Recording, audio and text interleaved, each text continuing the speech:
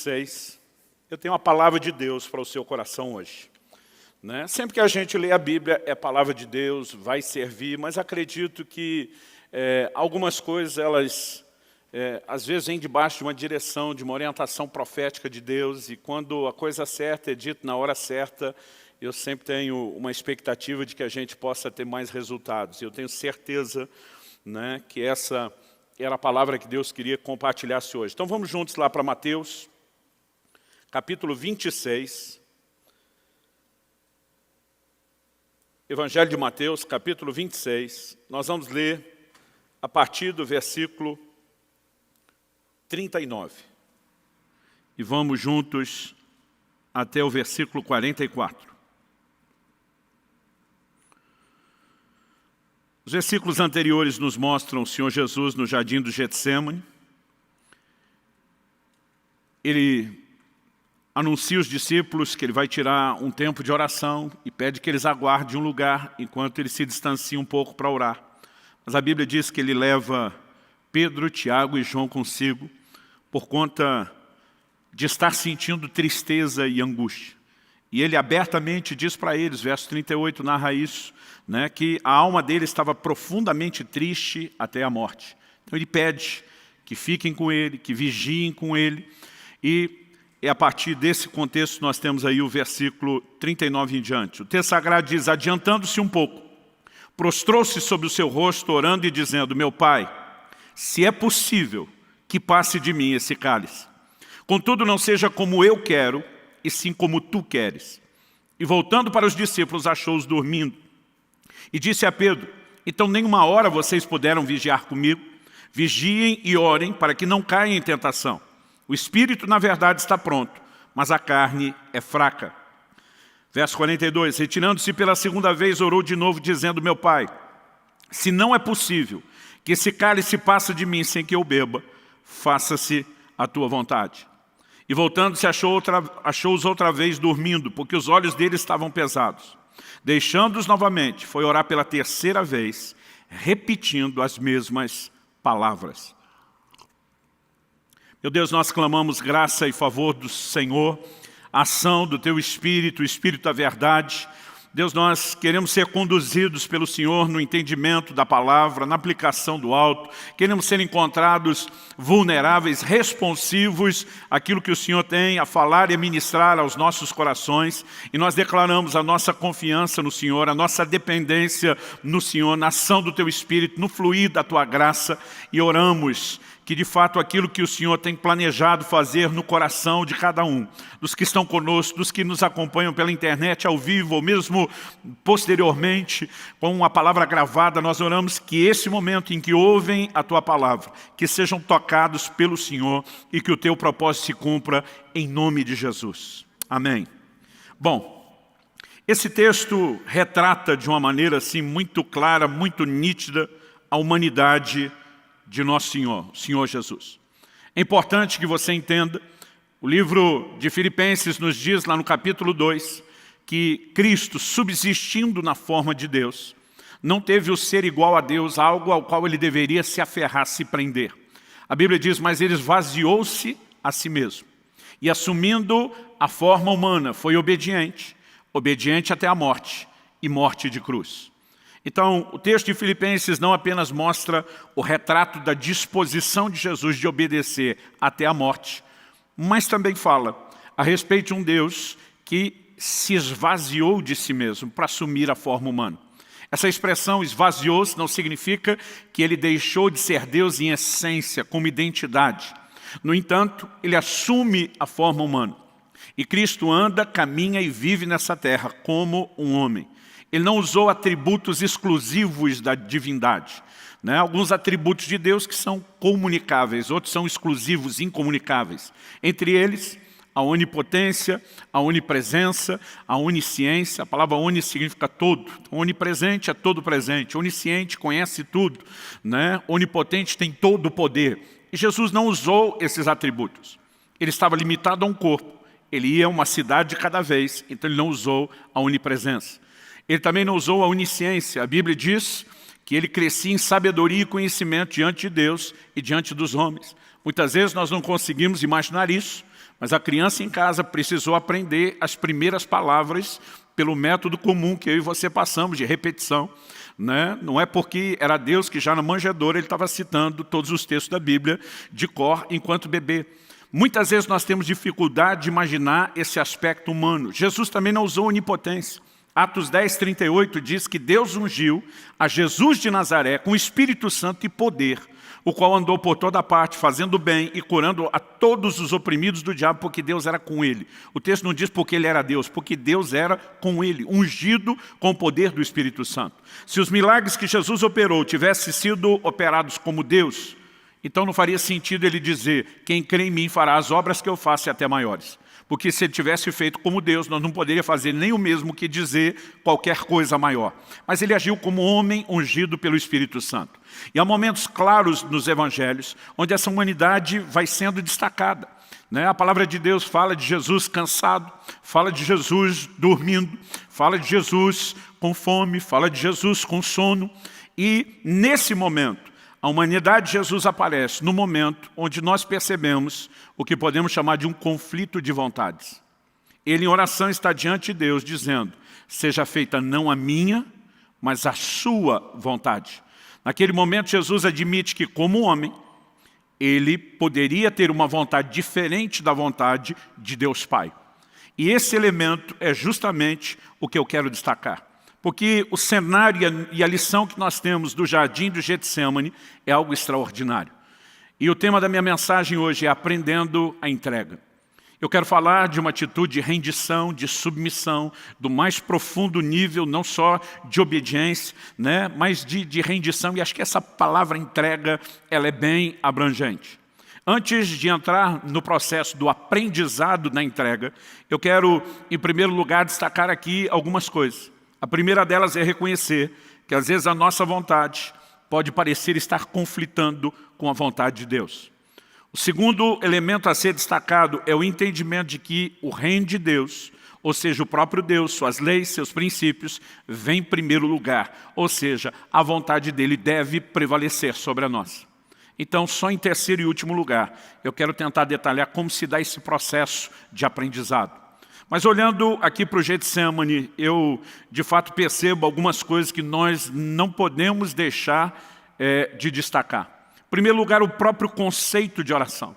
Eu olho para a igreja moderna e eu vejo um evangelho sendo pregado que está cada vez mais antropocêntrico, significa que o homem está no centro. Me parece, observando muitas mensagens, que o evangelho moderno, vou botar aqui entre aspas, porque não existe atualização do evangelho, ele é único, ele é imutável, me parece que ele visa mais agradar o homem do que a Deus. E de alguma forma, as pessoas parecem ter dificuldade de conciliar o que Deus deve fazer por nós com o que nós devemos fazer por Deus. É lógico que a palavra de Deus traz promessas claras que sinalizam o desejo e a vontade de Deus de agir em meu e seu favor. Mas muitas vezes nós temos confundido as coisas, né? A ponto de colocar Deus num patamar onde Ele existe apenas para satisfazer os nossos desejos. E muitas vezes um desenho equivocado vai se estabelecendo sobre o nosso relacionamento com Deus e a própria oração. Uma das lições que eu aprendo do Getsemane é que a oração não é apenas o meio através do qual eu consigo de Deus tudo que eu quero. Se existe um pouco de verdade nisso, nós podemos garantir que não há toda a verdade nisso. Porque a oração também deveria ser, em contrapartida, o meio através do qual Deus consegue de nós o que Ele quer. Nesse momento, no Getsemane, não é Jesus conseguindo de Deus o que Ele quer. O cenário que nós temos, mesmo Ele repetindo a mesma oração por 3 vezes, se tiver um plano B, quando Ele diz, se possível, passa de mim esse cálice, a expressão cálice na Bíblia, ela normalmente fala da ira de Deus. Darei a beber, desde os profetas do Velho Testamento até o Apocalipse, darei a beber do cálice da minha ira. Normalmente essa expressão indica sofrimento. Então Jesus está dizendo como homem, se tiver um jeito de evitar a cruz e o que me aguarda, passa de mim esse cálice. A Bíblia diz que a agonia de Jesus no Getsemane foi tamanho. Normalmente a gente concentra só o fato de ele estar entristecido e como um homem angustiado. Mas o Evangelho de Lucas menciona o fato de que ele agonizou de tal maneira que suou gotas de sangue.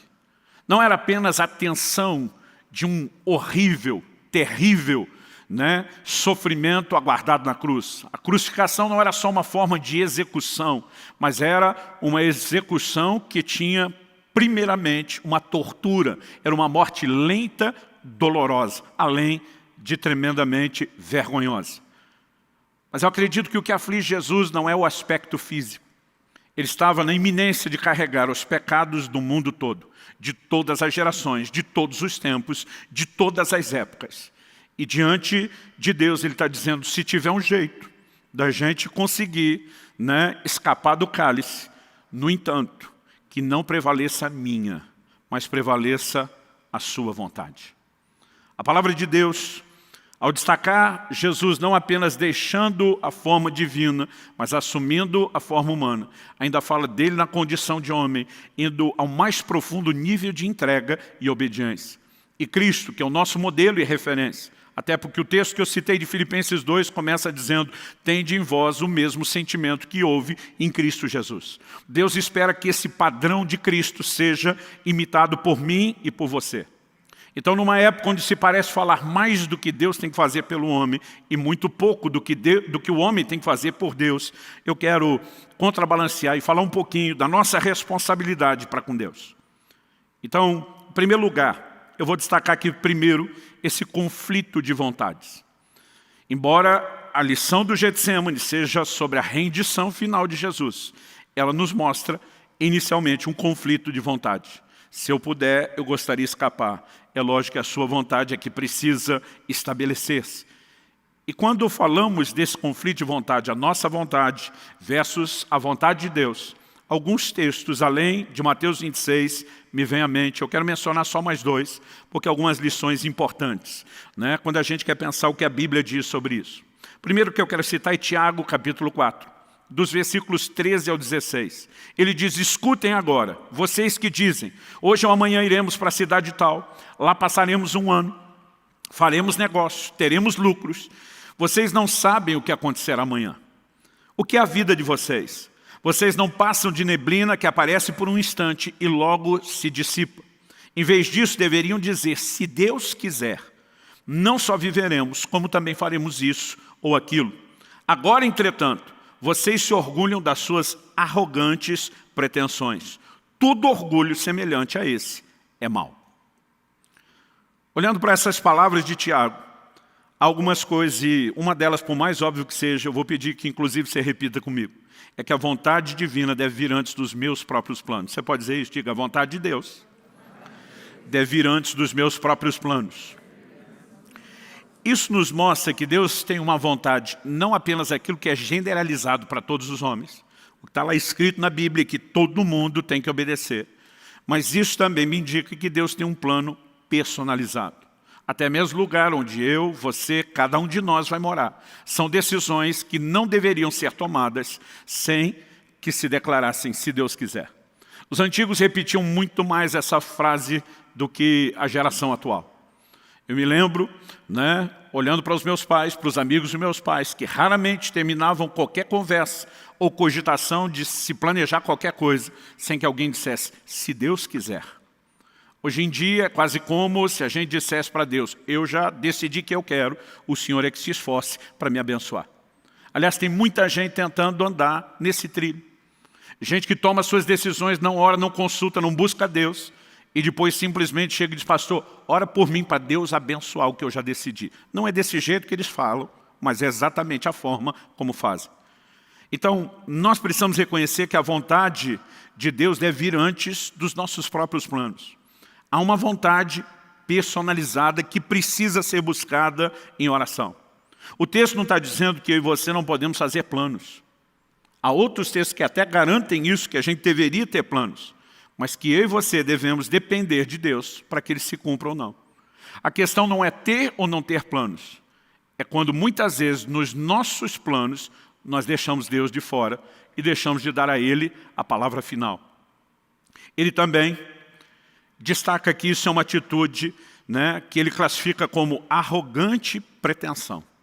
E ele diz, um orgulho semelhante a esse é mau. Né? Qual é o orgulho? Achar que eu estou ou que eu posso estar no controle da minha vida, em vez de deixar isso nas mãos de Deus. Em último lugar, né, me chama a atenção o fato de que Deus não está necessariamente dizendo para qual cidade nós vamos. Mas Ele está dizendo que quando eu e você temos o discurso de declarar, se o Senhor quiser, numa atitude de submissão, isso permite que Ele, mesmo muitas vezes não revelando onde nos quer, possa nos conduzir para o lugar que Ele quer, possa intervir na nossa vida. Um outro texto que me chama a atenção quando eu falo desse conflito de vontades é Provérbios 16, de 1 a 3. O texto sagrado diz assim, vou ler um versículo cada vez e comentar aqui. O coração do ser humano pode fazer planos, mas a resposta certa vem dos lábios do Senhor. Então, em primeiro lugar, não é errado fazer planos. Errado é querer ter a palavra final, quando ela deveria vir da parte do Senhor. Verso 2 de Provérbios 16 diz, todos os caminhos de uma pessoa são puros aos seus próprios olhos, mas o Senhor sonda o espírito. Outra tradução diz que Ele pesa os espíritos ou as motivações. Falamos semana passada que o termo pesar na Bíblia fala de Deus medir, procurar o equilíbrio comparado ao seu próprio padrão. Um dia alguém falou, pastor, como que Deus pesa o espírito se ele não é matéria e não tem peso? Eu falei, querido, você está procurando o peso literal, quando nem a balança é literal. Né? Quando a Bíblia diz que Deus sonda a motivação, o espírito, e algumas traduções optaram por motivação, é porque muitas vezes nós podemos até escolher fazer coisas certas, mas com a motivação errada. Outro dia alguém disse, pastor, é errado eu queria ser um pregador da palavra, assim, abençoar muita gente. Eu olhei para esse irmão e falei, depende. Ele falou, como depende? Eu falei, o que você quer parece ser legítimo. A pergunta que você deve fazer diante de Deus é, por que você quer isso? Você tem um chamado de Deus e precisa ser fiel a Ele? Você tem de fato um coração que quer servir as pessoas? Ou você está olhando para isso como se fosse um lugar onde você busque reconhecimento e projeção? Porque muitas vezes o erro não está apenas naquilo que fazemos. Tem muita gente tentando não fazer a coisa errada, mas fazendo a coisa certa do jeito errado. Então a Bíblia diz que há momentos onde eu e você não conseguimos discernir. Quando o texto diz que todas as coisas são puras aos nossos olhos, muitas vezes nós tomamos decisões sem sequer imaginar qual pode ser o desfecho. Gente que entra numa escolha com uma decisão de um casamento para passar o resto de uma vida sem imaginar quais podem ser os futuros desdobramentos. Gente que toma decisões na área profissional, no ministério, em qualquer que seja, e muitas vezes essa coisa de tudo é puro, não é só porque há ingenuidade, mas nós não temos a capacidade de antever o futuro que está lá na frente. Então precisamos depender daquele que conhece o caminho, que já trilhou bem. O verso 3 de Provérbios 16 diz, entregue suas obras ao Senhor, e o que você tem planejado se realizará. Em outras palavras, Deus está dizendo, não é que eu quero abortar ou avacalhar seus planos. Mas se você me colocar à frente, até boa parte daquilo que você planejou, pode ter a garantia de eu te conduzir da forma correta a esse lugar. Fato é que nós precisamos entender a importância de viver nesse lugar. Então, Deus deixa o homem planejar, embora ele espera ter a palavra final. Ele pesa as motivações, porque muitas vezes nós estamos tentando só avaliar o que será feito, mas Ele também vai agir através da entrega. Tem um episódio muito interessante no meu relacionamento com Israel, meu filho. Quando ele chegou à fase da adolescência, eu estava tentando ensiná-lo a importância de fazer escolhas, de fazer as avaliações, tentando treiná-lo, prepará-lo para a vida, que é cheia de escolhas. E ele me trouxe uma situação, falou, pai, estou muito indeciso se eu faço isso ou aquilo. Eu falei, filho, o que você quer fazer? Eu falei, pai, como assim? Eu vim perguntar para você. Eu falei, agora estou te perguntando de volta. O que você gostaria? O que você quer escolher? E por que você escolheria? Ele parou, pensou um pouco, depois ele olhou para mim e falou, não, pai. Eu que vou reformular a pergunta. Pai, o que você quer que eu queira? E aquilo me incomodou. Eu falei, não, filho, eu estou justamente tentando te ensinar que você tem que fazer as suas escolhas. Eu não posso viver escolhendo por você. Ele falou, pai, eu sei disso. Mas ele falou, não sou bobo. O senhor já fez algumas dessas escolhas, talvez até errado, já aprendeu com elas. O senhor já transitou por alguns desses caminhos. E por que eu tenho que ficar arriscando se eu posso recorrer a uma fonte como o senhor e confiar em você? Eu olhei para ele e falei, você não é bobo mesmo. Sabe, querido, muitas vezes, e muitas vezes mesmo orando, Eu lembro daquela frase do Israel e eu digo para Deus, o que o Senhor quer que eu queira? O Senhor me deu o livre-arbítrio, o Senhor me deu o direito de escolha. Isso não significa que eu preciso ignorar os seus conselhos ou deixar de buscar a sua vontade. Quem está entendendo, diga amém. Não é apenas em momentos onde há conflito, em momentos onde nós nem conhecemos. Bom, vamos pular a etapa do conflito de vontades e dizer por que não podemos deixar o conflito de vontades acontecer. E por que a semelhança de Cristo, precisamos dizer, apesar de honestamente ser essa a minha vontade, eu me submeto à tua e oro para que a tua vontade seja feita. Há uma premissa que deve reger todo o nosso relacionamento com Deus, é que o próprio Deus e o seu reino precisa vir em primeiro lugar. Vou esperar que pelo menos um dissesse um amém aí. Jesus diz em Mateus 6,33, busque em primeiro lugar o reino de Deus e a sua justiça, e as demais coisas serão acrescentadas. Você sabe quais eram as demais coisas que ele estava falando? Se você olhar os versículos anteriores, Jesus está falando de necessidades básicas. O que vamos comer, o que vamos beber, o que vamos vestir. E diz, não preocupa com isso. Em outras palavras, antes de se preocupar com a sua subsistência, foque em colocar o reino de Deus antes de você e antes das suas necessidades básicas. O problema é que muitos de nós queremos viver no reino sem a premissa do reino, de que o próprio Deus precisa ocupar o primeiro lugar, de que o próprio Deus vem antes. Quanto custa o reino de Deus? Eu gosto sempre de repetir isso. De acordo com Jesus, o reino de Deus custa tudo que você tem. E às vezes quando eu falo essa frase, principalmente para essa nova geração que é contra qualquer expressão de sacrifício, de compromisso, que tudo está feito e pronto, eles dizem, não, é pela graça. Eu digo, mas não é de graça. Pela graça significa que nada que você faz te fará um merecedor. O crédito é todo de Deus e da obra de Cristo Jesus. Isso não significa que você não tem que fazer absolutamente nada. Quando a gente fala que o reino de Deus custa tudo, é só olhar o ensino de Jesus. Mateus capítulo 13. Em 3 versículos, do 44 ao 46, ele conta 2 parábolas. Nas duas, apenas alegorias distintas que falam a mesma coisa. Ele diz, o reino de Deus custa tudo que a gente tem. Pastor, está escrito desse jeito? Não, bem parecido.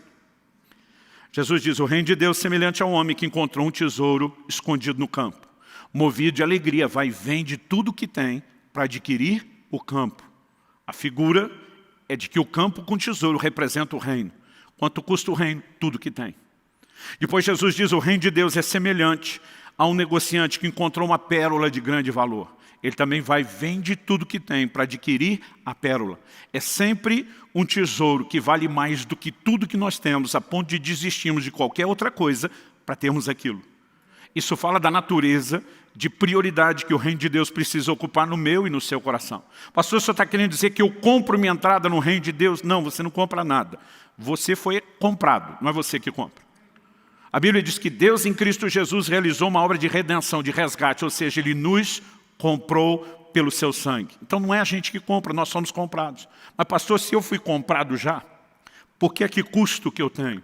Porque se você não reconhecer a legitimidade do ato de compra que Jesus realizou na cruz, você não tem direito ao benefício da compra.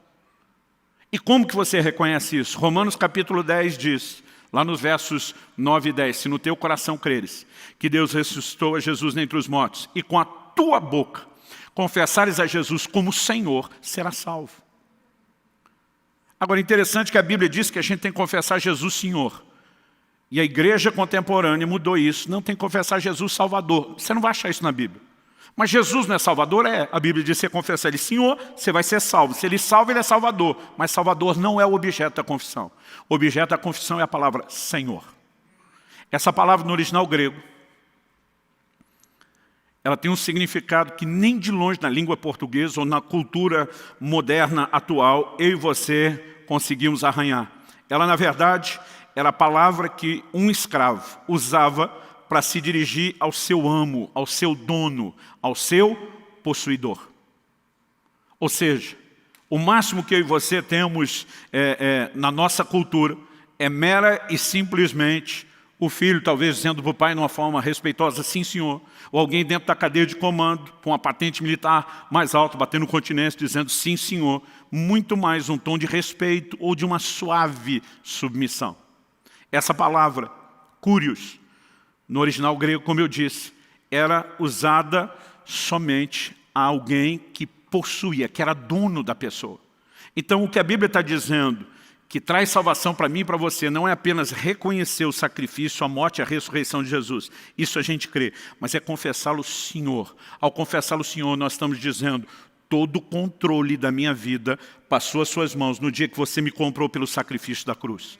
Essa confissão é uma forma de nos curvarmos diante dele e dizer, eu me rendo ao seu senhorio, eu aceito que você é meu dono, que você comprou o que eu sou, o que eu serei, o que eu tenho um dia terei. E ao reconhecer a legitimidade do ato de compra, você está desistindo de tudo. Então o reino de Deus não custa tudo porque você compra. Custa porque você tem que abrir mão de tudo e colocá-lo em primeiro lugar, reconhecendo que Ele é o seu dono e dono de tudo. Não há evangelho sem esse reconhecimento. Agora, nós temos muitas vezes tentado viver um padrão onde parece que as pessoas estão invertendo as posições. Alguns parecem que acreditam que eles são senhores, que eles dão a ordem de comando e que Deus é que é o servo para ficar obedecendo e mimando a gente em tudo. Me entenda bem. Eu não estou falando que Deus não vai responder orações. Ele disse que a gente poderia pedir o que quiséssemos. Não estou negando que há um aspecto da oração onde a gente consegue de Deus o que a gente quer. O que nós não podemos é desbalancear e deixar de acreditar que quem é Senhor é Ele e quem é servo somos nós. Nós não podemos desbalancear e deixar de entender que também na oração nós encontramos esse lugar e esse ambiente de rendição para que a vontade dEle é que se cumpra. Na oração modelo, que nós apelidamos de Pai Nosso, o Senhor Jesus nos ensinou a dizer, venha o teu reino, teu governo, venha ser rei sobre nossas vidas. Seja feita a tua vontade. A oração é um dos caminhos pelos quais eu e você nos submetemos a Deus. Em Lucas, no capítulo 14, se você for rápido de endereço, abre lá, eu gostaria que você acompanhasse comigo. Nós vamos começar no versículo 25. Lucas 14, 25. Nesse texto, o Senhor Jesus, de uma forma assim muito clara, ele pontua o que significa ser seu discípulo. O verso 25 começa dizendo, grandes multidões acompanhavam a Jesus, e ele voltando-se lhes disse. Antes de falar do que ele disse, deixa eu fazer uma observação. Quando você estiver lendo os evangelhos, e perceber que a Bíblia diz que tem muita gente, grandes multidões, você vai perceber que de forma recorrente Jesus para e diz, deixa eu explicar para vocês como que a coisa funciona. É quase como se ele dissesse, pelo tanto de gente está aqui, eu acho que vocês não entenderam. Não significa que ele não quer as multidões. Significa que ele sabe como funciona o coração e a natureza do homem. Ele está olhando para eles e dizer, deixa eu explicar. Porque pode ser que alguns de vocês não entenderam o que estão procurando. Então ele entra no verso 26 dizendo, se alguém vem a mim, e não me ama mais do que ama seu pai, sua mãe, sua mulher, os filhos, seus irmãos, suas irmãs e até a própria vida, não pode ser meu discípulo. Em outras palavras, Jesus está dizendo, ou você me põe à frente de tudo e de todos, inclusive de você, ou você não pode ser meu discípulo. Ele não está dizendo que tem um discípulo muito bom e tem um outro nível que é o discípulo meia boca, mais ou menos. Ele está dizendo, ou você me põe à frente de tudo e eu me torno a pessoa mais importante, mais amada, o centro e a prioridade da sua vida, ou você não pode ser meu discípulo. Aí ele continua no verso 27, e quem não tomar sua cruz e vier após mim, não pode ser meu discípulo. Então ele está aqui basicamente dizendo, quanto custa ser um discípulo? Aí ele entra nos versículos 28 até o 30, com uma parábola, e depois no 31 e no 32 com a segunda parábola. As duas têm o mesmo significado. As duas falam que ninguém deve se lançar um empreendimento sem primeiro calcular quanto custa para ver se pode chegar até o final. Ele diz na primeira, pois qual de vocês, pretendendo construir uma torre, não se senta primeiro para calcular a despesa e verificar se tem os meios para concluir? Para não acontecer que, tendo lançado os alicerces e não podendo terminar a construção, todos os que a virem zombem dele, dizendo, esse homem começou a construir e não pode acabar. Do que Jesus está falando? De orçamento, planejamento financeiro? Sim, só como exemplo. A mensagem não é como eu e você devemos cuidar da nossa vida material e financeira. Ele pega essa lógica e aplica isso como um exemplo para algo que é espiritual. Verso 31 e 32. Ou qual é o rei que indo para combater outro rei, não se senta primeiro para calcular se com 10.000 homens poderá enfrentar o que vem contra ele com 20.000.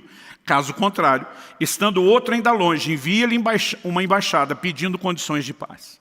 Os dois textos dizem, calcula o custo do empreendimento. Se achar que não dá conta, vaza, nem começa o empreendimento. Do que é que Jesus está falando? Olha o verso 33, onde ele arremata. Assim, pois, semelhantemente, igualmente, da mesma forma, da mesma maneira. Agora Jesus vai trazer a aplicação da figura. Assim, pois, qualquer um de vocês que não renuncia a tudo que tem, não pode ser meu discípulo. Quanto custa o reino de Deus? Tudo que você tem. E sabe o que Deus espera? Que cada um de nós calcule exatamente, ponha na ponta do lápis, quanto custa ser discípulo dele. Em outras palavras, ele está dizendo, se você acha que não pode viver esse nível de senhorio, aonde ocupe esse lugar de prioridade, você nem deveria começar, ou tentar começar essa jornada. Pastor, não me falaram isso o dia que eu me converti. Deveria ter lido as letrinhas pequenas do contrato. Se o gerente do banco não te mostrou, você deveria ter lido. Meus queridos, servir a Cristo ou ser um discípulo de Cristo é muito mais do que um dia erguer a mão, ir no apelo, frequentar cultos. Nós precisamos permitir que Ele tenha governo pleno das nossas vidas. Quem está entendendo, diga amém. E sabe, nós jamais vamos entender ou poder discutir esse conflito de vontade se não entendemos o reino de Deus, o próprio Deus, em primeiro lugar. E se Ele está em primeiro lugar, e se Ele de fato ocupa esse papel, então nós devemos a Ele plena submissão. Faz sentido para você? Bom, e se de fato as coisas são assim, o que nós devemos a Ele é essa plena submissão, rendição. E isso é o ponto que eu quero explorar agora. A entrega, esse nível de rendição, não é algo automático. Não é porque você converteu, que alguém apertou um botão no céu e algo automaticamente passou a funcionar dentro de você e agora você virou uma pessoa profundamente rendida e submissa a Deus e à sua vontade. Determinadas virtudes na vida cristã, elas se aprendem. Paulo, por exemplo, diz em Filipenses, capítulo 4, versículo 11, eu aprendi a viver contente em toda e qualquer situação. Não importa se é abundância ou escassez. Contentamento se aprende. Não, pastor, eu nasci de novo, tem que ter o contentamento dentro de mim. Não, você aprende. Contentamento e rendição, entrega, não estão na lista do fruto do Espírito. Amor, alegria, sim. À medida que você se rende à nova natureza, isso brota e começa a te governar. Contentamento e entrega se aprendem. E eu quero te dar uma outra ótica do que aconteceu no Getsemane, retratada no livro de Hebreus. Nós mencionamos isso brevemente naquela série de mensagens que eu falei sobre a teologia das lágrimas. Vamos lá, Hebreus, capítulo 5, do versículo 7 a 9. A Bíblia diz assim, Ele, Jesus, nos dias da sua carne, eu gosto dessa expressão, nos dias da sua carne, está destacando a humanidade de Jesus. Porque é importante mencionar isso, depois da morte e ressurreição de Cristo, essa condição em que Jesus se move limitado à humanidade foi mudada. Paulo diz em Colossenses 2 que nele, em Cristo, habita a plenitude, habita corporalmente a plenitude da divindade.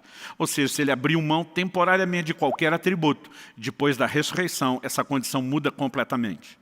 Então a Bíblia faz esse destaque nos dias da sua carne. Isso nos lembra não só que era no tempo do ministério terreno, mas lidando com essa limitação da natureza humana que cada um de nós tem. A Bíblia diz, tendo oferecido com forte clamor e lágrimas, orações e súplicas a quem o podia livrar da morte, foi ouvido por causa da sua reverência. Esse versículo 7 situa o acontecimento exatamente no Getsemane. Não apenas por causa das lágrimas e nas orações, mas a Bíblia é clara em dizer que isso aconteceu quando ele fez súplicas a quem o podia livrar da morte. Se possível, passa de mim esse cálice. Essa é a interpretação de Hebreus, que ele estava clamando a quem poderia livrá-lo da cruz e da morte. E a Bíblia diz, ele foi ouvido por causa da sua reverência. Mas olha o verso 8, embora fosse filho, aprendeu a obediência pelas coisas que sofreu. Eu lembro na adolescência, o dia que eu prestei atenção pela primeira vez nesse versículo, eu parei de ler e fui falar para o meu pai, está errada essa minha versão da Bíblia. Está dizendo que Jesus aprendeu obediência. Ele nunca pecou, como é que ele está aprendendo obediência? Ele foi obediente a vida inteira. O texto não está dizendo que ele não tinha obediência nenhuma e que ele estava aprendendo do zero. O texto sugere que a obediência é algo no qual eu e você crescemos e a níveis cada vez mais profundos. Ele é gerado sem pecado, ele nunca pecou. Mas nesse momento, pela primeira vez, ele está diante de um claro conflito de vontades. Deixa eu te dizer, a hora em que o meu e o seu coração será testado é quando o conflito surge. Eu já vi gente dizendo, não, pastor, eu sou submisso à minha liderança. Já vi mulheres dizendo, sou submisso ao meu marido. E alguns não são submissos. Eles estão vivendo uma harmonia espontânea. Enquanto o líder pensa igual, está tudo bem. É na hora que houver um conflito de vontades que nós vamos descobrir onde é que está o coração. Porque tem gente que não é que ele está se submetendo, ele concorda, então ele aceita. A submissão é quando você descobre o desejo de ir em outra direção. E agora você tem que abrir mão e se render a quem está numa posição diferente da sua. Nesse momento, pela primeira vez, Jesus está diante de um dilema da grande missão da vida dele que ele veio cumprir. É por isso que o texto de Filipenses diz, foi obediente até a morte. Ou seja, ele não obedeceu apenas mandamentos, ele tinha que obedecer o comissionamento pleno, a missão de ir à cruz por mim e por você. Só que a Bíblia está dizendo que ele aprendeu obediência pelas coisas que sofreu. Que sofrimento é esse? Não está falando do sofrimento da cruz. O sofrimento da cruz acontece depois que ele já foi obediente e vai até o fim. Então está falando desse sofrimento interno, desse conflito que muitas vezes eu e você podemos ter e enfrentar. No entanto, a Bíblia diz, e tendo sido aperfeiçoado, verso 9, tornou-se o autor da salvação eterna para todos os que lhe obedecem. Quando eu olho esse retrato de Jesus, isso para mim expande essa humanidade, aquele conflito que está acontecendo no Getsemane, a um patamar onde nós percebemos que o próprio Jesus, que jamais havia pecado, quebrado um mandamento sequer, ainda está precisando aprender obediência em outros níveis. A pergunta, com resposta óbvia é, e nós? Será que não temos níveis mais profundos de entrega? Nós precisamos entender que entrega é algo que se aprende, obediência é algo que se aprende continuamente. Quanto mais nos sujeitamos ao Senhor, estamos sendo aperfeiçoados. O aperfeiçoado não é só para quem tinha defeito. Jesus nunca havia falhado, mas ainda estava sendo aperfeiçoado, entrando em níveis de rendição cada vez maior. Alguém disse que ninguém fica bom em nada a não ser com treino. Eu quero te dizer que até na obediência e na entrega não deve ser diferente. Quanto mais nós praticamos, quanto mais exercitamos, mais nós aprendemos e mais nós crescemos. Quem está entendendo, diga amém. Sabe, querido, muitas vezes a nossa dificuldade é que a gente não consegue avaliar que Deus tem algo melhor, porque muitas vezes nós estamos focados no que custa aquele sacrifício da vontade no momento. Jesus está olhando para a cruz. Ele está olhando, imagina, não apenas para o sofrimento físico. Ele entra num nível de agonia, a ponto de suar gotas de sangue. E, obviamente, como um homem, ele está assustado diante do que ele vai enfrentar.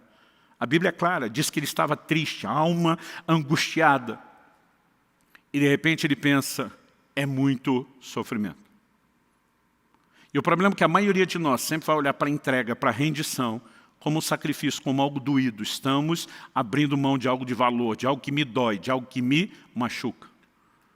O que muitas vezes nós deixamos de levar em conta é que não há nada que o Pai Celeste nos peça que possa ser caracterizado como injusto ou que seja para o nosso mal. Ainda que haja dores momentâneas, nós precisamos focar o resultado final. Quem está entendendo, diga amém. Semana passada, a Kelly me acompanhou uma consulta ao ortopedista. Estou na iminência entre essa semana e a próxima de fazer uma cirurgia no joelho. A Kelly diz, eu preferia não ter ido com você na consulta. Eu preferia não saber qual era a sua situação e nem o que é que eles vão fazer. Porque à medida que o médico, um irmão nosso em Cristo, começou a explicar o processo, a Kelly ficou assustada. Um problema congênito que eu tenho na cartilagem se agravou nos últimos anos. Por conta dele, o osso da junta foi acomodando de forma diferente, foi gerando uma pequena protusão e deformação óssea, o ângulo da perna começou a alterar. Quanto mais alterava, mais piorava a situação do joelho, quanto mais piorava, mais entortava o ângulo da perna. Ele falou, pastor, eu tenho que corrigir a curvatura da sua perna em 15 graus. Isso significa que além de operar o seu joelho, Nós vamos fazer uma osteotomia dupla. O nome é bonito, mas traduzindo, nós vamos quebrar 2 ossos da sua perna, o fêmur e a tíbia, para conseguir corrigir a angulação. E não bastasse dizer que vão mexer em cada um do osso de cima e de baixo e no meio, que é o joelho. Ele disse, o senhor vai ter um processo de recuperação lenta. Porque nós vamos botar umas placas de platina aí no seu osso para ele recuperar legal. E ele disse, o senhor pode ficar de 60 a 90 dias sem poder apoiar no chão, sem uso de muletas. E de repente eu levo um susto, imaginando, vai quebrar aqui, vai quebrar ali, vai arrumar isso, vai parafusar aqueles negócios, não vou poder pisar. Eu falei, eu vou ficar parado durante 2 a 3 meses? Ele falou, não, pastor, 2 semanas de cama, no máximo 3. O senhor pode pregar na igreja, senta numa banqueta, chega de muleta, mas pisar no chão, apoiar, pode levar de 60 a 90 dias. Quando nós saímos, e a Kelly começou a valorizar o assunto, eu comecei a ficar assustado. Eu falei, nem eu tinha pensado, parece que era uma brincadeira até agora. E eu comecei a ficar meio tenso com aquele negócio. Até que eu encontrei alguém, fui contar o que ia fazer. A pessoa olhou para mim e ela simplificou com uma frase. Ela disse, pastor, basicamente é aquele negócio, piorar para melhorar, não é? E de repente pensa numa frase simples que alinhou tudo. Eu falei, eu sei o que isso me custou até agora. É melhor piorar um pouco agora e ficar bom depois, do que, em nome do não vou piorar um pouquinho e ficar ruim para sempre. E dentro de mim as coisas se resolveu. Bora fazer a cirurgia. Por que eu estou dizendo isso? A maioria de nós não entende o que vem depois da entrega. O que vem depois da rendição. A Bíblia diz não apenas que Jesus foi aperfeiçoado. Não apenas que ele aprendeu a obediência, mas se tornou autor de eterna salvação para todos. A questão é o que vem depois. E muitas vezes a gente assusta olhando só para aquilo que está na nossa frente e não consegue enxergar o que vem depois. Eu vou, pastor, o senhor quer poder voltar a se exercitar, ter uma vida normal, passar o resto dos seus anos pregando tranquilo? Eu falei, quero. Ele falou, então olha lá para frente. E aí você precisamos entender o que vem depois. Não há ninguém que tenha praticado entrega e você olhe nas Escrituras e diga, não se deu bem. Pastor, e aqueles mártires que se renderam a ponto de morrer? O livro de Hebreus diz que muitos deles não aceitaram o seu livramento. Não é que não poderiam ter um livramento, não quiseram. Disseram para Deus, nós não vamos usar o crédito. A Bíblia diz porque visava uma superior ressurreição. Quando eu e você não encontramos a recompensa da entrega aqui, pode ter certeza que ela vem depois. Anos atrás, eu quero terminar com isso. Ouvi o pastor Francisco, nosso querido Chicão, chamo ele de Chicão, antigamente chamava de Pai Chico, alguns falam, pastor, parece pai de santo, é melhor não usar esse nome. Mas Francisco pregou uma mensagem no momento de crise, daquelas que ele senta na frente da gente, prega para a gente. E ele me falou, olha, daqui a alguns anos, eu não tinha filhos ainda na época, ele falou, daqui a alguns anos você vai entender melhor, que talvez uma das maiores expressões de entrega é quando você lê na Bíblia pais que entregaram os próprios filhos. Quando você for pai, você vai descobrir que não tem nada tão valioso, tão precioso para a gente como os filhos. Eu falei, por que você está dizendo isso? Ele falou, eu quero te citar 3 exemplos de pais que entregaram os seus filhos em contextos diferentes, que é o maior nível de entrega que se pode fazer. O próprio Deus, quando vai expressar o seu amor, a Bíblia diz que Deus amou o mundo de tal maneira que deu seu filho. E de Gênesis 22, 2, Deus pede a Abraão. Deus diz a Abraão, pega o seu filho, seu único filho, o filho que você ama. Mas eu digo para Deus, precisava judiar do velhinho desse jeito? Só pedir o filho já era difícil, tem que lembrar que é o único filho, o filho que ama. Ele diz, e o ofereça em sacrifício. Então Deus pediu esse nível de entrega. Abraão não ficou pensando no que perderia.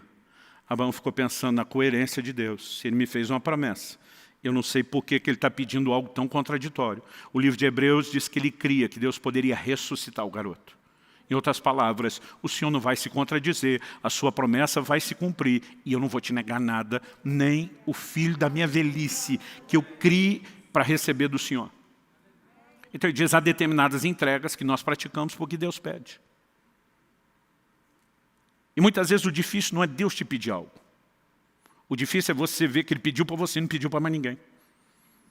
Eu fico imaginando Abraão, nunca ouvi falar que o Senhor pediu um filho para ninguém. E não tem nada antes nem depois. Eu fico à vontade de falar nisso porque hoje é algo bem resolvido, durante um tempo para mim não foi. Deus me pediu desde o início do meu ministério que não tivesse nenhum ganho pessoal com meus livros. E sempre tem um que de vez em quando chega achando assim que está com aquela mentalidade de gênio. Eu lembro quando os livros tinham passado já alguns anos atrás de 1 milhão de exemplares distribuídos. Alguém falou, pastor do céu, se o senhor ganhar só o royalty, o senhor não precisava nem ter comissão de venda, só o direito de autor. Ainda mais se fosse o internacional, que é $1 por livro. O dólar nem estava tão alto na época. Mas ele olhou para mim e falou, o senhor seria milionário. Eu falei, o diabo me fez a mesma conta outro dia. Falei, o que é isso, pastor? O senhor está querendo dizer que o diabo me mandou? Eu falei, não, só que vocês pensam parecido. Aí eu olhei para ele e falei, querido, você acha que eu já não fiz essa conta? Agora, sabe qual é o nosso erro? Um dia eu até estava falando para Deus, eu falei, Senhor, e o Espírito Santo falou no meu coração e disse, você acha que se você não tivesse me obedecendo, você teria distribuído mais de 1 milhão de livros? Você está fazendo a conta se fosse seu. A pergunta é, se o dinheiro fosse seu e você não tivesse alinhado com o meu propósito, será que você teria tido esse resultado? Demora, às vezes, para a gente absorver algumas coisas. Com o tempo eu comecei a entender. Deus não apenas decidiu que Ele guardaria o meu coração, que me permitiria dar um bom exemplo, mas me deu o privilégio de semear uma quantia, exorbitante no reino de Deus. Mas muitas vezes o meu problema não era Deus ter me pedido. Era dizer, por que o Senhor não pediu para nenhum dos meus colegas? Ou pede para todo mundo ou não pede para ninguém. Já teve esse negócio assim? Eu era aquele tipo de filho, que na hora que a mãe estava colocando, eu colocava um copo do lado do outro. Não, colocou mais para o outro aqui. E eu também não queria ganhar mais, queria tudo igual. E muitas vezes o problema que nós temos com a entrega é que a gente sempre está sendo injustiçado, violado. Ou, eu vou sofrer. Não, irmão, é piorar para melhorar. Quem está entendendo, diga amém. Há um segundo nível de entrega. Quando Moisés é entregue pelos seus pais. Deus não pediu que eles fizessem isso. Os pais tiveram uma percepção. Alguns diriam a sacada, o crente diz um discernimento. O livro de Êxodo nos diz, lá no capítulo 2, que quando Moisés nasceu, seus pais viram que ele era formoso. E uma pergunta. Qual o pai que acha o filho ou a filha quando nasce feio? Nunca achei nenhum. Nenhumzinho. Eu lembro quando Israel nasceu, uma cara de joelho amassado, gente. Coberto de sangue e placenta. A gente olha isso. Coisa mais linda. Eu ficava lendo aquilo e dizia, como é que os pais de Moisés acharam ele formoso? A Bíblia não está dizendo que o Arão e a Miriam eram feinhos e o Moisés saiu melhorado. Apesar desse texto ser repetido, tanto no Velho como no Novo Testamento, tem um lugar onde essa história é apresentada de uma forma diferente das demais, com uma explicação. Atos capítulo 7, na pregação de Estevão, ele diz assim, e os seus pais perceberam que Moisés era formoso aos olhos de Deus. Em outras palavras, eles discerniram, Deus tem um plano para esse garoto.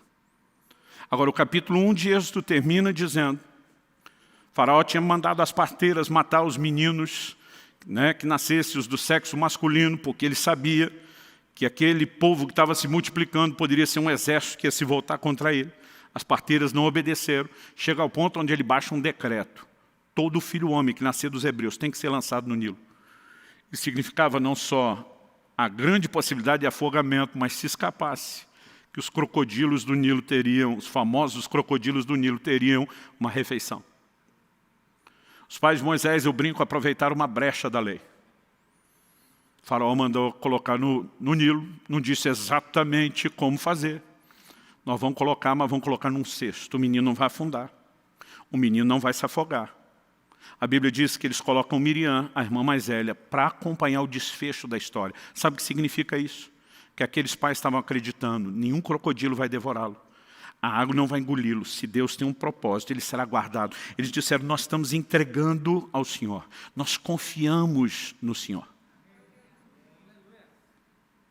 E aí, o Deus de toda providência, que sabe trabalhar as questões, permite que Miriam perceba que exatamente no momento que aquele cestinho flutuante está chegando, a filha do faraó vai ao Nilo se banhar. E quando vê aquele cestinho, não sei se o menino estava chorando ou se ela só foi espiar, mas ela, quando se depara com aquele garoto, não é apenas o instinto materno, aquela coisa das mulheres. Eu imagino se fosse alguém do interior do Paraná dizendo, mãezinha, não é apenas algo natural fisgando o coração daquela mulher, é o propósito de Deus. Naquele momento, ela diz, essa criança foi rejeitada pelos hebreus. Eu vou cuidar dela. Miriam se apresenta e diz, a senhora precisa de ajuda? Quer uma indicação de uma ama de leite? E a mãe que antes não poderia cuidar, foi paga para amamentar e cuidar do menino até que ele fosse encaminhado para o próprio palácio. Lá, Moisés seria treinado com toda a cultura dos egípcios, para no futuro ser um grande estadista. Não é irônico Deus fazer o inimigo financiar o libertador? Não existe um cenário que você encontra na Bíblia de gente praticando a entrega, onde o desfecho seja ruim. Pode ser doloroso no início, mas é piorar para melhorar. A terceira ilustração que o Francisco me deu é quando Ana, mulher de Eucana, mãe de Samuel, entrega o filho ao Senhor. Ele diz, Deus pediu para a mulher. Eu falei, não. Então ela está no nível dos pais de Moisés. Entregou para o que quis. Ele falou, também não. Eu falei, como também não? Foi ela que disse para Deus, se o Senhor me der um filho, eu te dou de volta. Deus não pediu, ela que quis. Ele falou, não. Lê direito o texto.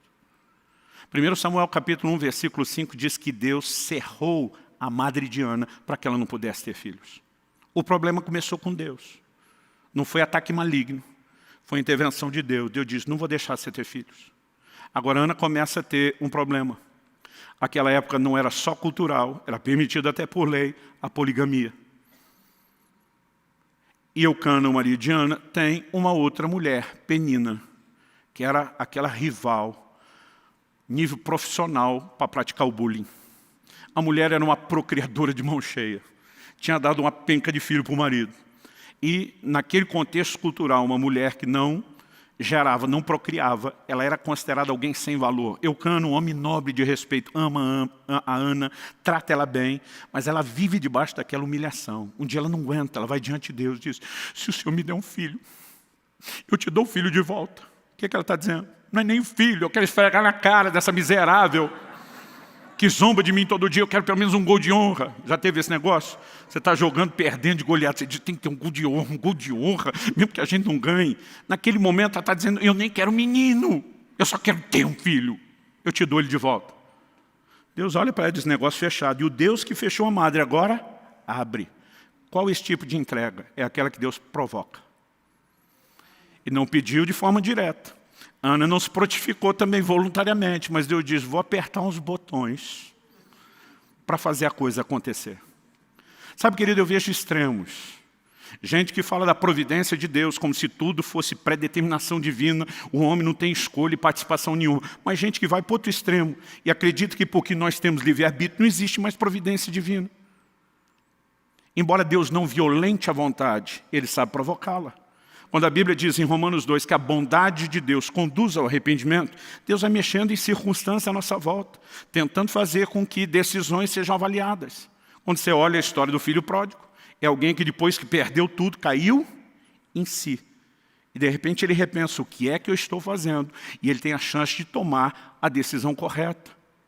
E eu quero te dizer que há situações onde Deus vai provocar determinados níveis de entrega. Nos dias de Jonas, Nínive, capital da Síria, estava para ser destruído. Eles eram considerados homens terríveis, cruéis.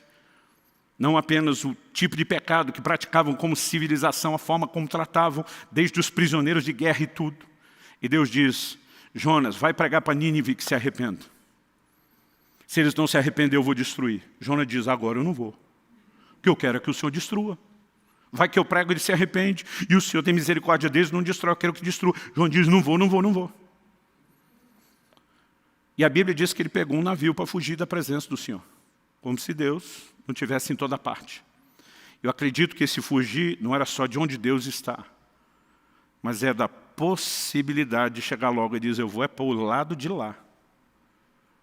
A Bíblia diz que uma grande tempestade atinge o navio. Cada um daqueles homens começa a clamar os seus falsos e pseudos deuses, nada resolve. Alguém olha para o João e diz, por que é que você não está clamando ao seu? Nós estamos atirando para todo lado, tentando de tudo para resolver. Ele diz, na verdade o problema sou eu. Eu estou fugindo da presença de Deus, a treta é comigo. Vocês deram azar de pegar o mesmo navio que eu. Ele fala para os caras, só tem um jeito de resolver, me joga na água. Esse me joga na água, sabe o que ele está dizendo? Me matem. Basicamente ele está dizendo, eu não posso fazer isso. Eu mesmo não vou pular, mas se vocês me matar, vocês se salvam. Legítima defesa, vai aí, gente. Jonas está dizendo para Deus, eu morro, mas não faço o que o Senhor quer. A turma hesita, tenta, quando vê que não dá, joga ele para a água. Quando jogaram ele para a água, a tempestade cessou. A Bíblia diz que eles temeram, adoraram ao Senhor. Mas quando Jonas cai na água, Deus diz, é ruim que eu vou deixar você morrer. E a Bíblia diz que Deus mandou um grande peixe. Lugar nenhum da Bíblia está escrito baleia, só um grande peixe. Aliás, acredita-se, pelo menos do que nós conhecemos em séculos recentes e se avalia, que o único peixe que teria essa condição de engolir alguém inteiro é o cachalote.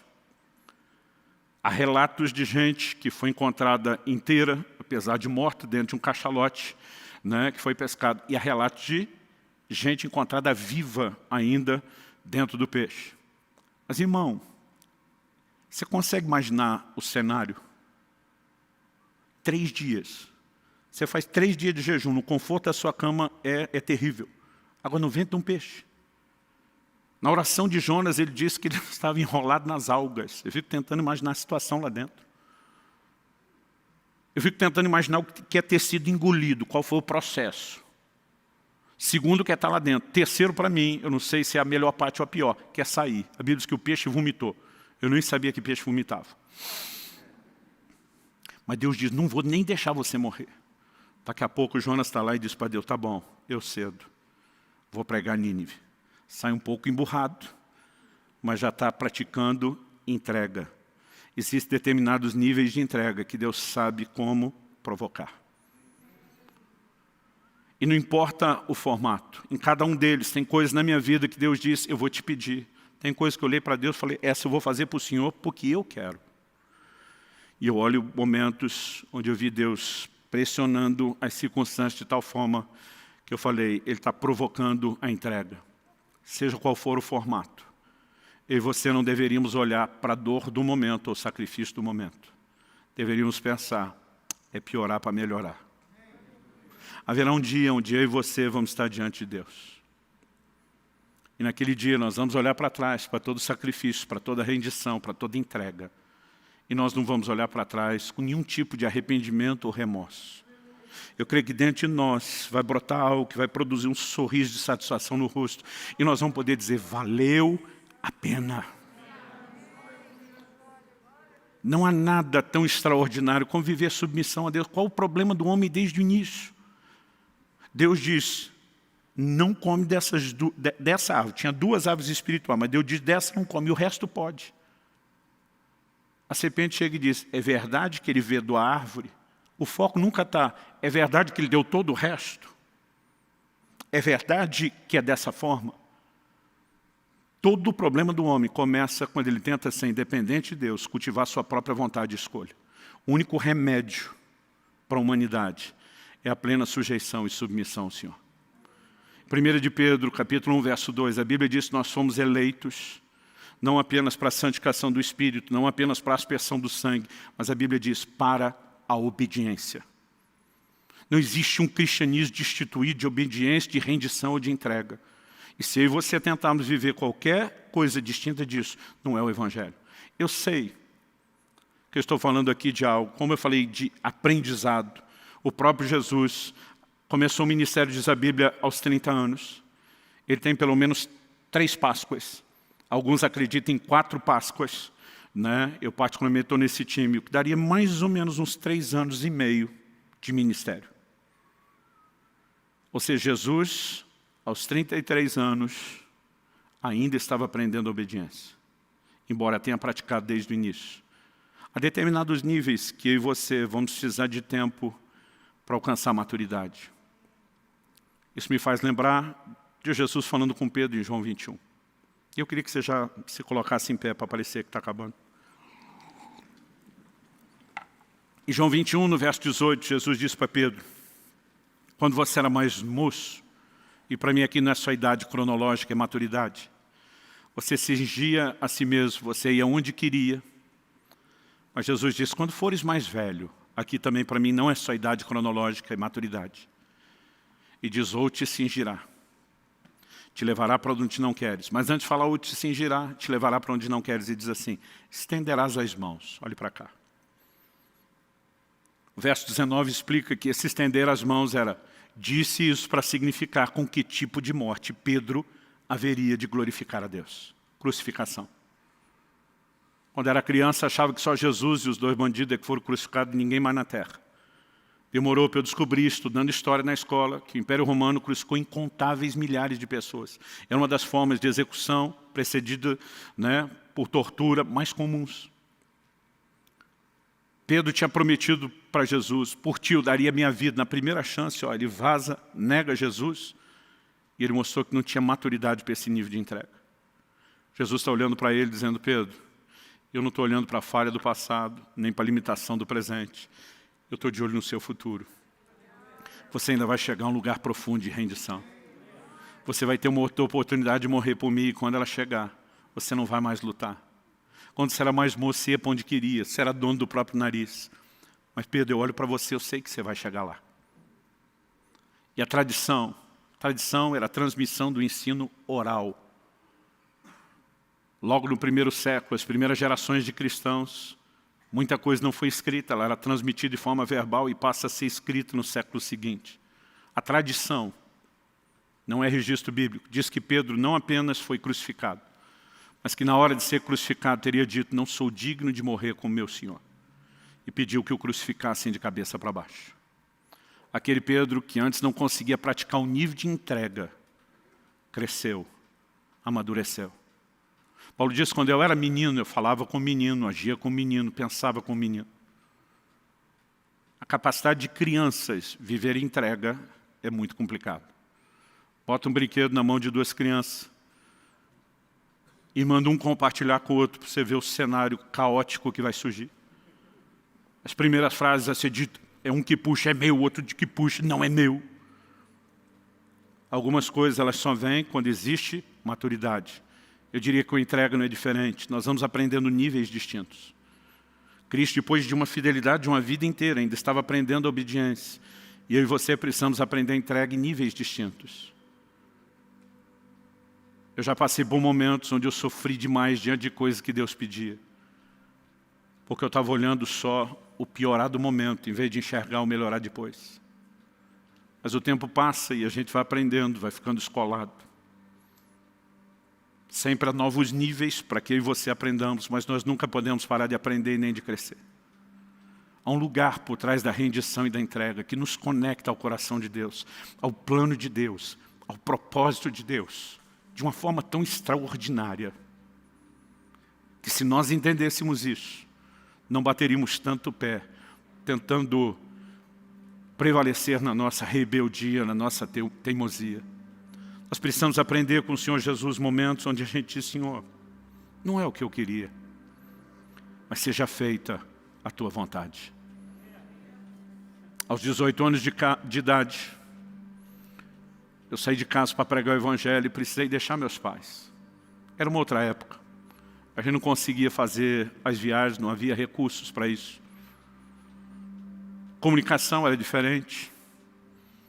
Os primeiros meses de namoro com a Kelly, a gente namorava por carta. E para os mais novos que não sabem o que é carta, é como se você escrevesse um e-mail, mas em vez de enviar, imprimisse e pedisse para alguém levar em mãos. Nós falávamos ao telefone depois da meia-noite, que interurbano era mais barato.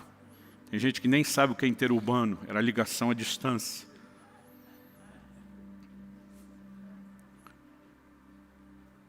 Eu só consegui ter uma noção do que meus pais se dispuseram a fazer. Quando meu filho, ao completar 18 anos de idade, saiu de casa, e quando ele saiu, eu sabia pelo testemunho do Espírito Santo que ele não voltaria mais. Era dali para casar, de lá para o ministério e para servir a Deus. E hoje eu olho para trás e digo, Senhor, eu te louvo. Porque meus pais decidiram me tratar não como propriedade deles, mas tua. Eu me recuso a tratar meus filhos de forma diferente. Eles são seus. Faz o que quiser. Sabe, à medida que o tempo passa, você consegue ter percepções diferentes. E à medida que eu e você amadurecemos no Senhor, nós começamos a entender que por trás daquela entrega, não tem um Deus tentando nos fazer sofrer. Tem um Deus tentando nos levar ao mais profundo nível de realização que alguém pode experimentar. Não há evangelho sem submissão plena, sem rendição, sem entrega. Não há. Chame isso de qualquer outra coisa, mas não de evangelho. E nessa noite, eu gostaria, enquanto os músicos ministram, que nós tirássemos um tempo de oração, reafirmando o senhorio de Jesus sobre as nossas vidas. Talvez no dia que você se converteu, você não tinha entendido 10% disso.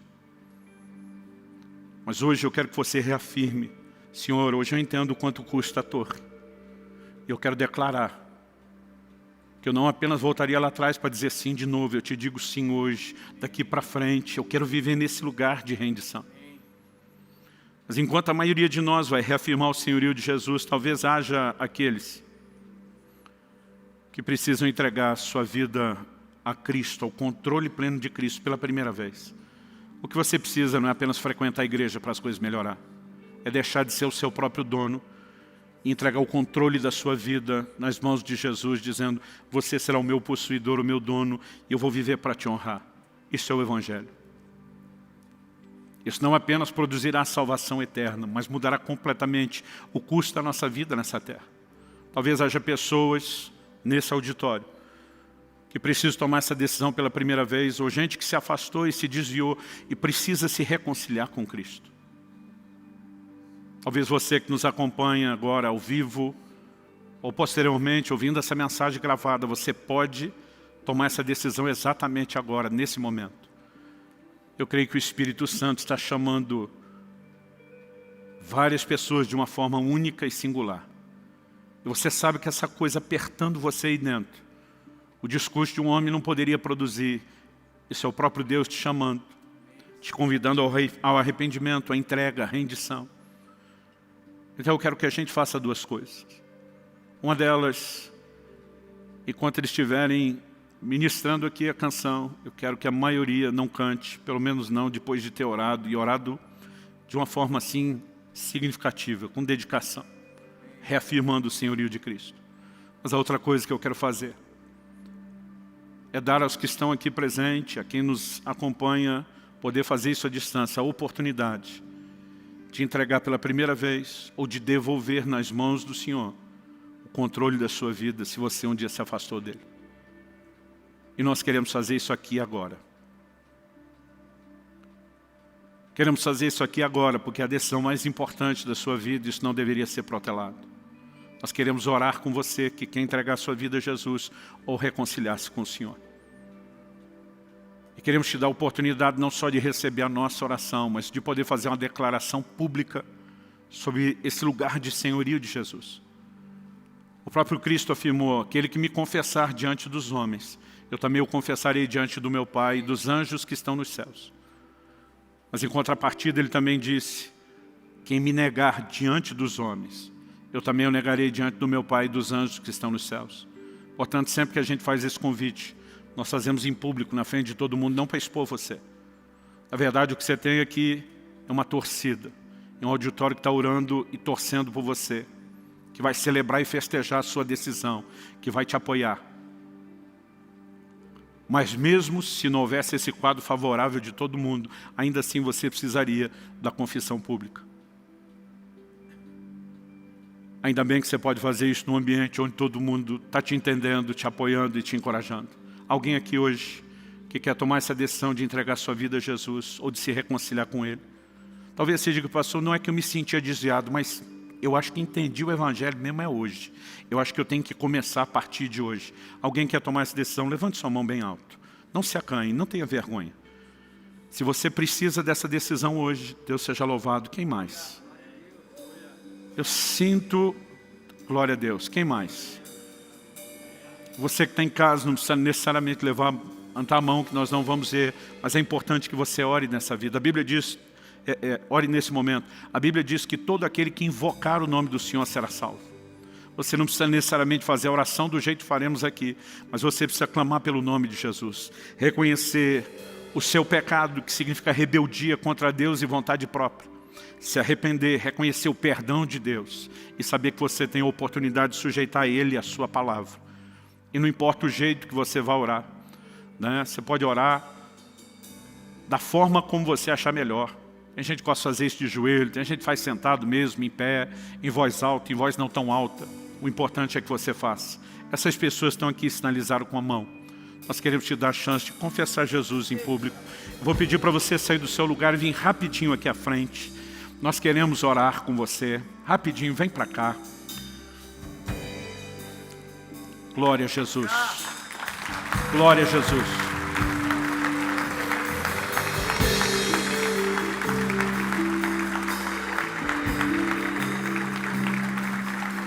Há mais alguém?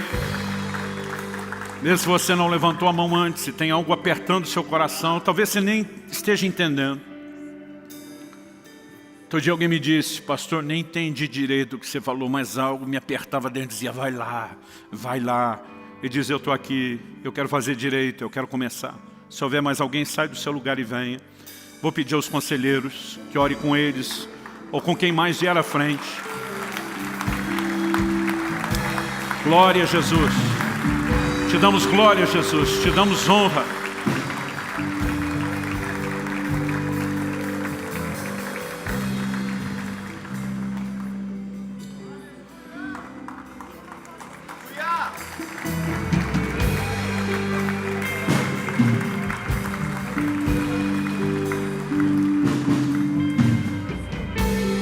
Quero pedir aos conselheiros que ajudem eles a confessar Jesus, a declarar isso. Cada um de vocês, oriente eles a fazer essa oração. Enquanto os músicos ministram, reafirme o senhorio de Jesus sobre a sua vida. Talvez Deus esteja pedindo algo e seja a hora de você estabelecer um concerto com Deus. Talvez Deus não pediu, o seu coração está fervendo e você sente que precisa entregar algo. Talvez Deus esteja pressionando ou provocando você por meio das circunstâncias. Eu sei que além de reafirmar o senhorio, talvez esse seja um momento de alinhamento com Deus, com o propósito de Deus. Faça isso em nome de Jesus. Em nome de Jesus.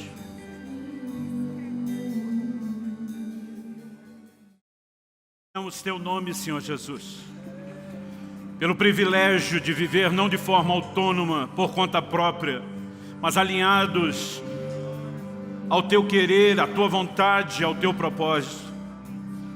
Nós clamamos, Senhor, a despeito de uma natureza carnal, naturalmente rebelde. Nós queremos viver sujeição e entrega em níveis cada vez mais profundos e de forma progressiva. Nessa noite não apenas reafirmamos teu senhorio sobre nossas vidas. Queremos de fato viver colocando o Senhor e o teu reino em primeiro lugar, levando a sério cada uma das tuas ordenanças que toca a todos nós, mas também atentos ao teu plano personalizado, aquilo que o Senhor deseja para cada um de nós. Suplicamos graça e favor sobre cada um. Oramos, ó Deus, que haja arrependimento, alinhamento, conserto, intensificação da entrega e da rendição, o que for necessário, não apenas aqui e agora, mas a partir desse momento, que mesmo depois de deixarmos esse auditório, esse lugar de reunião, que a graça do Senhor continue trabalhando em nós, que a Tua palavra continue frutificando e sendo aplicada e ministrada pelo Teu Espírito. E que possamos crescer de forma que Te glorifique e Te honre. Nós oramos e clamamos em nome do Senhor Jesus. Em nome do Senhor Jesus. Se você crê, concorde, diga amém. Se você recebe essa palavra, diga eu recebo. Glória a Jesus. Glória a Jesus. Glória a Jesus.